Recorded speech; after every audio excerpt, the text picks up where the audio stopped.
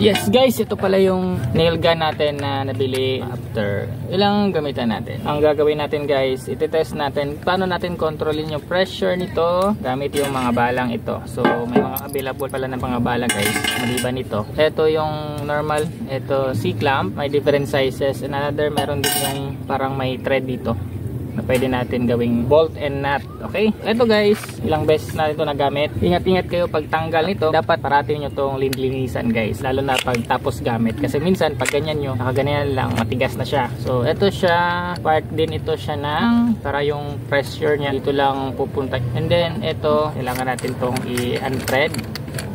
Yan, makikita nyo na mayroong mga bubog siya guys, ganito. Then ito po, ito na yung mukha niya after gamit natin. And then make sure guys na every gamit nyo, lilinisan nyo to, kasi yung mga debris nito, lalo na pag puputok ito, may tendency na ma-deform ito or matutunaw yung ibang parts, tapos didikit siya doon sa loob. Kaya yun yung nagkakos na hindi siya na ayos ng yung pag ganon. And then sa makikita nyo guys, ito yun siya, part yan siya ng dito, naiwan pa siya dito guys. So yan yung sinasabi ko, kasi ginamit natin to mga ilang beses na. Then first, titingnan muna natin yung structure nya after gamit natin. Yan, daming nahulog guys, yan yung mga debris. Tapos kung ilalak nyo po ito guys, huwag nyo masyadong ilak, kasi minsan ito, hindi naman to siya totally naka-merge. Sa sobrang higpit ito siya nalulusen, and then sumasabay na lang siya sa ikot. Ito yung nangyari sa akin last time, kaya medyo nagka-problema ako. And then ito, working naman siya, okay naman gamitin. Yung problem ko lang is hindi siya masyado sturdy or yung matibay. Kasi bakit? Ito, tingnan nyo.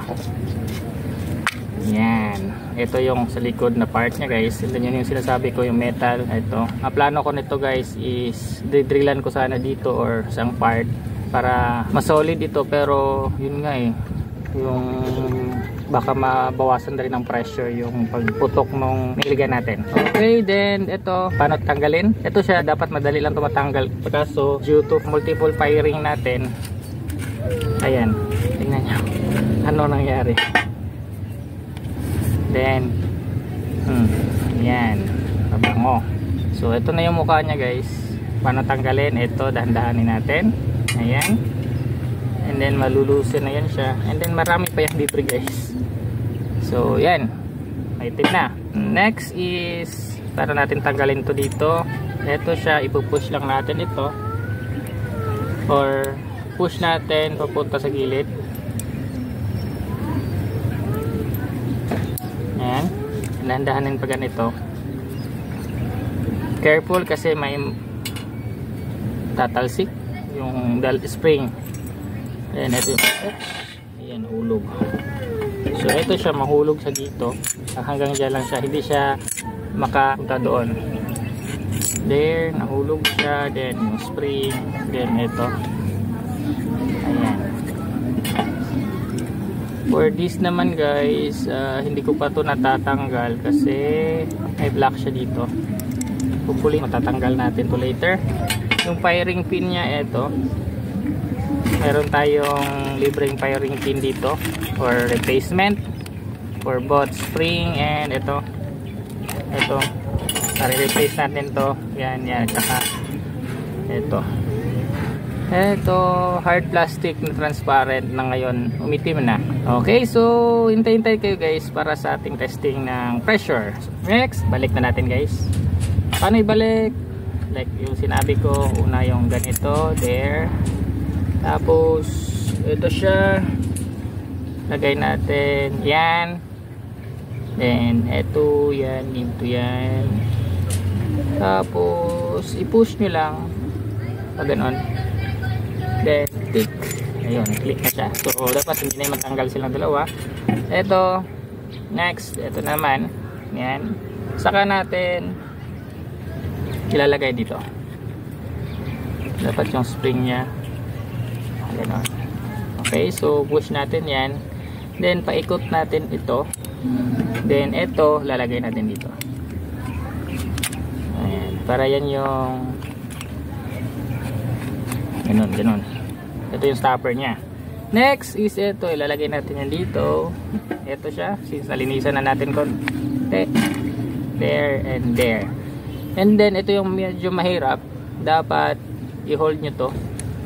Ito, i-hold nyo ang ganito, tapos twist nyo na muna ganito yung kamay nyo, saka nyo push kasi medyo matigas yan. Push, then ikot. Once na ganyan na, okay na yan, release. So ganun na lang kayo.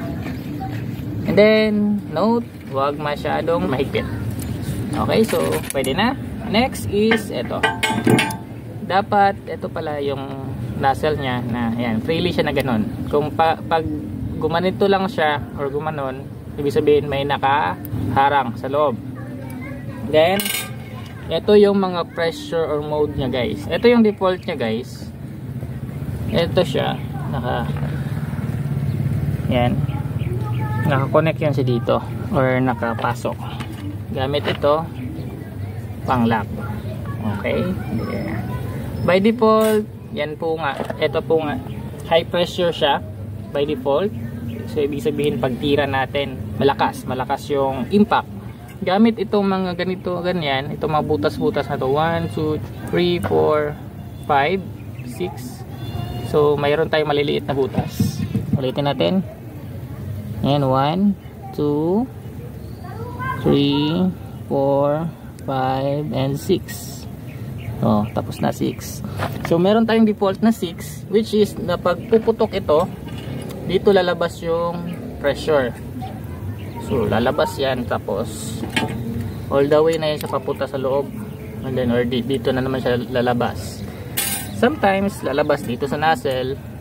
Okay, so yan, ganun kalakas. Next naman guys is pagtatanggalin natin ito, as I observe, parang medyo malaki yung isa kumpara dito. Pero I think parang pareho lang sila sa advertisement. First gear, tanggalin itong isa. Second gear, ibalik. Yung isa naman, third gear. Kung yung dalawa na yung tatanggalin, fourth gear na yon. So by yung gearing na sinasabi nila, yun yung mode natin kung gaano siya kalakas. Una guys, ganitohin lang muna natin and then magta-try tayo. Okay, pasok lang natin yan, make sure na lalabas yung ito. Tapos next ito, ayan, minsan umiikot kasi ito, hold nyo lang, ayan. Then next is ito. So minsan ginaganito ko lang guys. So first, ito yung gagamitin natin. Titirahin natin doon sa bakal. Siguro mga ilang mm lang ito. Okay, dito tayo. Dito natin titirahin, pero make sure natin guys na mayroon tayo dito, kasi natamaan ako nito guys. Hindi natamaan, nabingi ako dito kasi pag tira ko malapitan parang ganito. Siyempre puwersa pa pag ganun. So kailangan natin ganito para hindi masyado malakas yung pressure. So ito, dito natin titirahin.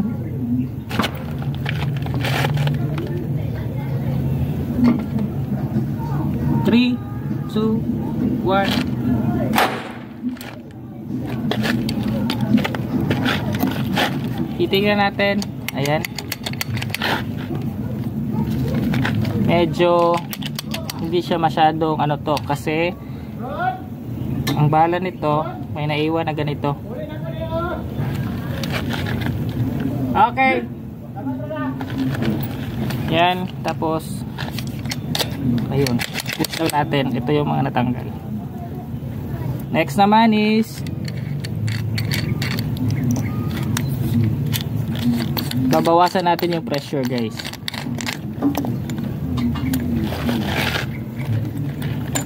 Tatanggalin natin yung isa para first gear. So sa start tayo dito.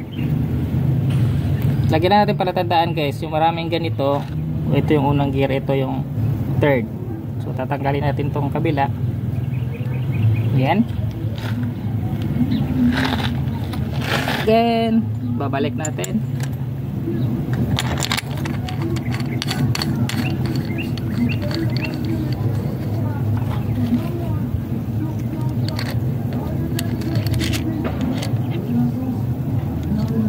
Then yan. So let's go to the next Yan. 3, 2, 1.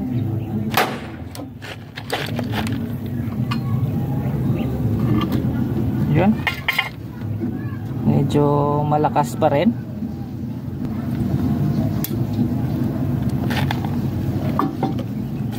There. Yan, ayos yan.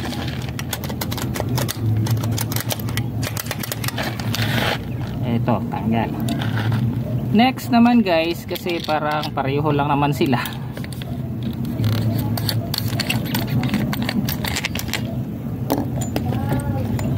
Yan. Try natin tanggal yung isa. Yan.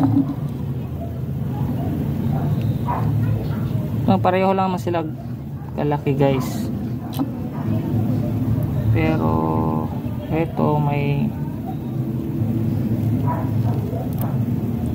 nakaharang. Ito wala. Ito hindi ko alam kung bakit.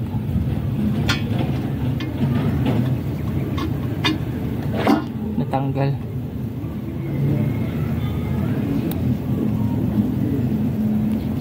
Yan, wala talaga. So ito na lang, tanggal yung dalawa. Balik natin.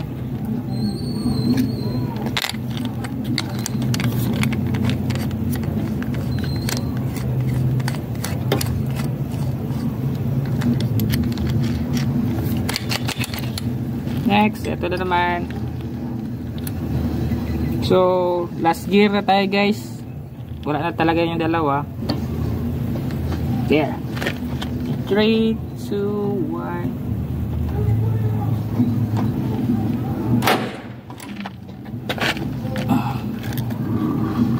Yan. Hanggang dito lang siya.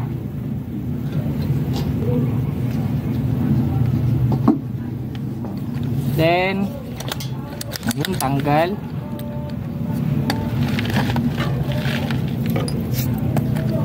Itatry pa natin yung isa guys na ito kasi wala sila lahat. Tingnan nyo guys, may naiwan dito. May natanggal.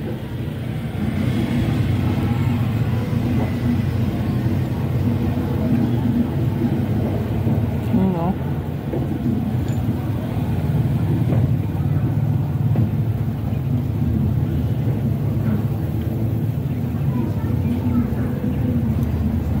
There. So, may butas talaga siya guys. Yan, kailangan natin linisan. Noong unang gear, ito yung butas. Nasa kabila, parang mas malaki. Almost same lang sila guys. Ibalik na natin yung dito. Ito na yung tatakpan natin guys. For the last time.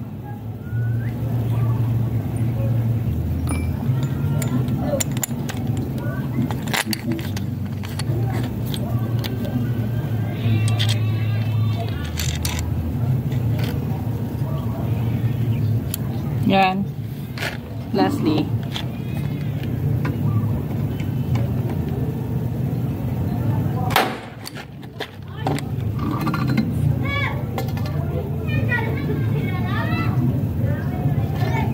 yan. Parang medyo humihina na.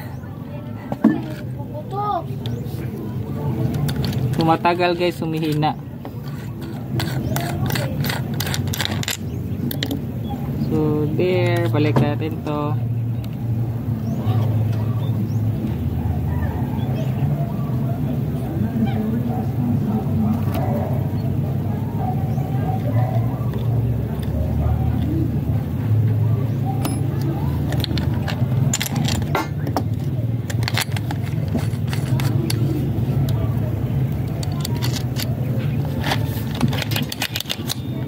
Lastly, ito.